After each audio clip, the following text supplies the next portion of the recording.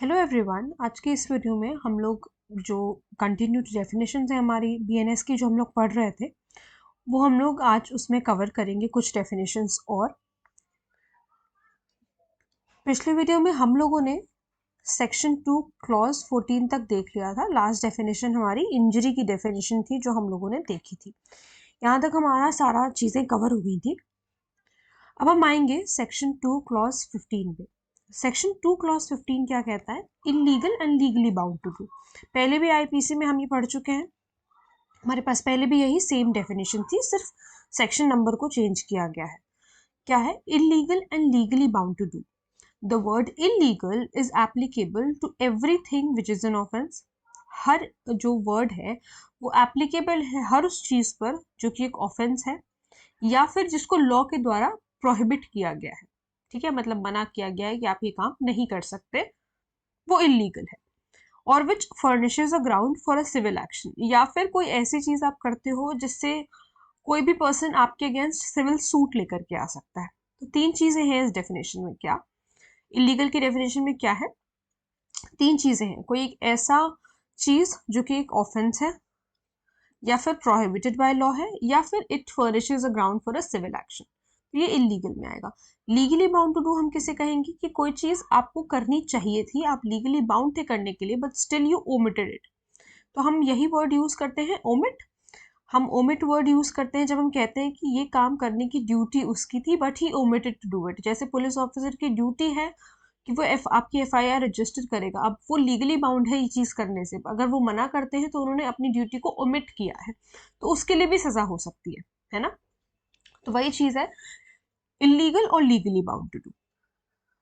अब 2 क्लॉज 16 में हमें जज की डेफिनेशन बताई गई है। जज means a person who is officially designated as a जज एंड इंक्लूड्स अ पर्सन। पहले ये हम सेक्शन नंबर 19 आईपीसी में देखते थे जज की डेफिनेशन, अब हमारे पास सेक्शन नंबर 2 क्लॉज 16 में है। जज कौन है? एक ऐसा पर्सन है जो कि जिसको ऑफिशियली डेजिग्नेट किया हुआ है एज अ जज। और इसमें से कौन कौन इंक्लूड है? तो पहला सब क्लॉज है who is empowered by law to give in any legal proceeding civil or criminal a definitive judgment। तो अगर हम इसमें देखें तो जज का मतलब है कि ऐसा व्यक्ति जो कि एम्पावर्ड है, जिसको पावर दे रखी है लॉ के द्वारा एक डेफिनेटिव जजमेंट देने की, ठीक है, एक डिसीजन देने की। और a judgment which if not appealed against would be definitive. और या फिर हम कह सकते हैं कि ये ऐसा जजमेंट है जिसके खिलाफ अगर अपील नहीं होती है तो वो डेफिनेटिव होगा। ठीक है, अगर उसके खिलाफ अपील नहीं होती तो ये डेफिनेटिव होगा। ये कुछ की वर्ड्स हैं जो आपको आपके डेफिनेशन में मेंशन करने हैं। और a judgment which if confirmed by some other authority would be definitive. या फिर एक ऐसा जजमेंट जो अगर कोई दूसरी अथॉरिटी कंफर्म कर दे तो वो भी डेफिनेटिव होगा। ठीक है, तो ये तीन चीजें हैं। क्या है? सबसे पहली, जज का क्या मतलब है? एक ऐसा पर्सन जिसको ऑफिशियली एज अ जज डेजिग्नेट किया जाता है। और उसमें इंक्लूड कौन कौन है? एक ऐसा पर्सन जो कि एम्पावर्ड है लॉ के द्वारा एक डेफिनेटिव जजमेंट देने पर। कहाँ पे देंगे वो जजमेंट? एक लीगल प्रोसीडिंग में देंगे, वो सिविल या क्रिमिनल हो सकती है। या फिर एक ऐसा जजमेंट जिसकी अगेंस्ट अगर अपील ना हो, जिसके अगेंस्ट अगर कोई व्यक्ति अपील ना करे, आवाज ना उठाए, तो वो डेफिनेटिव होगा। और a judgment which if confirmed, या फिर अगर उसको कंफर्म कर दिया जाए किसी और अथॉरिटी के द्वारा, तो वो डेफिनेटिव होगा। तो ऐसे इंसान को हम लोग जज कहेंगे। अब इसमें एक क्लॉज और एडेड है, सब क्लॉज। वो कहता है who is one of a body or persons which body or of persons is empowered by law to give such a judgment. भाई, एक से ज्यादा जज भी तो बैठते हैं ना कोर्ट में। हम कहते हैं सिंगल बेंच, सिंगल बेंच का मतलब है एक, ठीक है, डिवीजन बेंच। तो ये सारी जो चीजें हैं, कहीं पर दो जज बैठे हैं, तीन बैठे हैं, तो उनको भी तो हम जज ही कहेंगे। तो इसी वजह से बस इसमें बॉडी ऑफ जजेस की बात करी गई है। सिंगुलर से जो है नंबर को प्लूरल कर दिया गया है, और कोई इसमें बहुत बड़ी चीज नहीं है याद करने की। ठीक है, अब इलस्ट्रेशन भी देख लो। A magistrate exercising jurisdiction in respect of a charge on which he has power to sentence to fine or imprisonment. एक मजिस्ट्रेट है जो अपना ज्यूरिसडिक्शन एक्सरसाइज कर रहे हैं, जहां पर उनको पावर है फाइन देने का या इम्प्रिजनमेंट देने का, with or without appeal. With appeal भी हो सकता है, वो हो सकता है कि जजमेंट वो विदाउट अपील भी हो, तो उनको हम जज कहेंगे। सिंपल सा इलस्ट्रेशन जो है इसमें दिया हुआ है। अब हम आते हैं सेक्शन 2 क्लॉज 17 पर। लाइफ का क्या मतलब है? लाइफ का मतलब है the life of a human being, unless the contrary appears from the context. तो जैसे हमने डेथ में देखा कि डेथ ऑफ ह्यूमन बीइंग, उसी तरीके से life of a human being 2 clause 17 में इसमें दिया हुआ है। 2 क्लॉज 18 में हमें लोकल लॉ के बारे में बताया गया है, means law applicable only to a particular part of India. ठीक है, कोई एक ऐसा लॉ जो सिर्फ किसी पर्टिकुलर पार्ट पे एप्लीकेबल होता है उसे हम लोकल लॉ कहते हैं। एग्जाम्पल क्या लेंगे हम इसका, लोकल लॉ की डेफिनेशन भी पूछी जाती है, ये बात आप लोग याद रखिए। हम लोग अभी जब क्योंकि हम लोग अल्फाबेटिकली मूव कर रहे हैं तो हम स्पेशल लॉ की डेफिनेशन भी देखेंगे आगे चल के।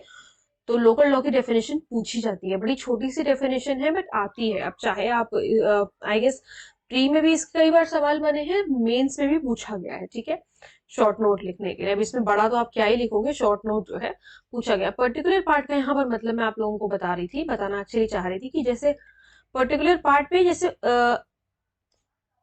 कोई स्टेट गवर्नमेंट जो है अपने स्टेट के लिए कोई एक्ट बनाना चाहती है, तो जैसे राजस्थान रेंट कंट्रोल एक्ट है, अपना यूपी का रेवेन्यू कोड है, ठीक है, इस तरीके से। तो ये पर्टिकुलर पार्ट पर ही एप्लीकेबल होते हैं। अब ये राजस्थान रेंट कंट्रोल एक्ट पूरे इंडिया पे थोड़ी एप्लीकेबल है ना, ये एक स्टेट में एक पर्टिकुलर पार्ट में इंडिया के एप्लीकेबल है, तो इसी वजह से ये लोकल लॉ कहलाता है। ठीक है, जब आप अपना जुडिशरी का सिलेबस देखते हैं तो आपने उसमें देखा होगा कि ये पर्टिकुलर लोकल लॉ है, इतने स्पेशल लॉज आ रहे हैं। स्पेशल लॉज क्या होता है, यहीं पे बता देती हूँ मैं। स्पेशल लॉ क्या होता है, जो किसी पर्टिकुलर सब्जेक्ट पर बनते हैं। जैसे अपना पॉक्सो एक्ट हो गया, पॉश एक्ट हो गया, आपका एनडीपीएस एक्ट हो गया, ये सब एक पर्टिकुलर सब्जेक्ट पर बने हुए एक्ट है। ठीक है, ये सेक्सुअल हैरेसमेंट का एक्ट है, ये चिल्ड्रन के लिए एक जो है एक्ट बनाया गया जो सेक्सुअली अब्यूज किए जाते हैं जिन बच्चों को, ये ड्रग्स से रिलेटेड एक्ट है। तो ये एक पर्टिकुलर सब्जेक्ट पर है ना, इसीलिए इन्हें स्पेशल लॉज बोला जाता है। ठीक है, अब यहाँ पे अगर कोई भी कंफ्यूजन रही होगी लोकल लॉ क्या होता है, स्पेशल लॉ क्या होता है, वो कंफ्यूजन अब दूर हो जानी चाहिए। ठीक है, डिफरेंस है लोकल लॉ में और स्पेशल लॉ में, दोनों एक नहीं है। अब हम आते हैं 2 क्लॉज 19 पर। 2 क्लॉज 19 मैन के बारे में बताता है, means male human being of any as. ठीक है, अब इसमें थोड़ा सा चेंज मिलेगा आपको इस डेफिनेशन में, मंथ एंड ईयर की डेफिनेशन में। क्या चेंज है, ये चेंज है, पहले यहाँ पर ग्रेगोरियन कैलेंडर नहीं था, पहले यहाँ क्या था, ब्रिटिश कैलेंडर था। क्या था, ब्रिटिश कैलेंडर था। लेकिन अब क्या है, अब ग्रेगोरियन कैलेंडर है। अब ये ग्रेगोरियन कैलेंडर क्या होता है, जिसने लिमिटेशन एक्ट पढ़ा है उसने ये पढ़ा होगा एक सेक्शन में। सेक्शन आप लोग मुझे कमेंट सेक्शन में बता सकते हैं कि कहाँ पर एक ग्रेगोरियन कैलेंडर दिया हुआ है आपका लिमिटेशन एक्ट में। वहां पर भी मतलब ये बताया हुआ है कि आपका जो टाइम कैलकुलेट करते हैं हम लिमिटेशन एक्ट में, वो ग्रेगोरियन कैलेंडर की तरह से होगा। लेकिन पहले यहाँ पर आईपीसी में हमें ब्रिटिश कैलेंडर दिया हुआ था, लेकिन अब जो है वो ग्रेगोरियन हो गया है। अरे यार, वही होता है ग्रेगोरियन कैलेंडर जो हम लोग देखते हैं जनवरी फरवरी मार्च, ये। ठीक है, तो जहां कहीं भी मंथ और ईयर लिखा हुआ है, it is to be understood it is month and year. हम मतलब रेकन का मतलब है कि कैलकुलेट हम इसके अकॉर्डिंग करेंगे, इस कैलेंडर के अकॉर्डिंग करेंगे, बस इतना ही सीधा सा साफ सा मतलब है। आते हैं दूसरी डेफिनेशन पर, कहता है मूवेबल प्रॉपर्टी की डेफिनेशन। मूवेबल प्रॉपर्टी क्या डेफिनेशन है भाई, देख लेते हैं मूवेबल प्रॉपर्टी की क्या डेफिनेशन है। Movable property includes property of every description, सारे डिस्क्रिप्शन की प्रॉपर्टी को इंक्लूड कर रहा है, except land and things attached to the earth or permanently fastened to anything which is attached to the earth. ठीक है, क्या है, सारी डिस्क्रिप्शन की प्रॉपर्टी को ये जो है अपने अंदर इंक्लूड कर रही है। ये डेफिनेशन इंक्लूसिव नेचर की है, बट एक्सेप्ट क्या कर रहे हैं, ये कह रहे हैं कि जो लैंड है, मतलब कि इन्होंने बेसिकली इमूवेबल प्रॉपर्टी को हटा दिया है। अब मूवेबल प्रॉपर्टी में इमूवेबल थोड़ी ना आएगी, तो ये जो है लैंड को हटा दिया है, थिंग्स अटैच टू अर्थ को हटा दिया है, permanently fastened to anything which is attached to the earth को भी हटा दिया है। 2 क्लॉज 22 में हमें नंबर की डेफिनेशन बताई हुई। नंबर क्या है, unless the contrary appears from the context, words importing the singular number include the plural number. मतलब देखो, थोड़ा सा फंबल हो गया, कोई बात नहीं। सिंगुलर में प्लूरल को ऐड किया गया है। ठीक है, कोई देखो इससे कभी कुछ आता नहीं है, इससे कोई क्वेश्चन नहीं आता, लेकिन अगर मतलब इनके कहने का ये मतलब है कि अगर कहीं पूरी बीएनएस में कहीं पर अगर कोई सिंगुलर नंबर लिखा हुआ है तो आप मान लो कि उसमें प्लूरल भी इंक्लूडेड है, और अगर कहीं प्लूरल लिखा है तो आप मान लो कि उसमें सिंगुलर इंक्लूडेड है। बस इतनी सी बात आपको समझनी है, लेकिन ये आपको तब तक मानना है जब तक अनलेस द कॉन्ट्ररी अपीयर्स। अगर इसके ऑपोजिट कोई बात उसमें ऑलरेडी एक्सप्रेसली मेंशन कर दी है तो वही समझो कि जो उसमें लिखा हुआ है, वरना अगर कहीं भी लिखा हुआ है तो हम सिंगुलर में प्लूरल मानेंगे और प्लूरल में सिंगुलर मानेंगे। ठीक है, बस इतनी सी बात है।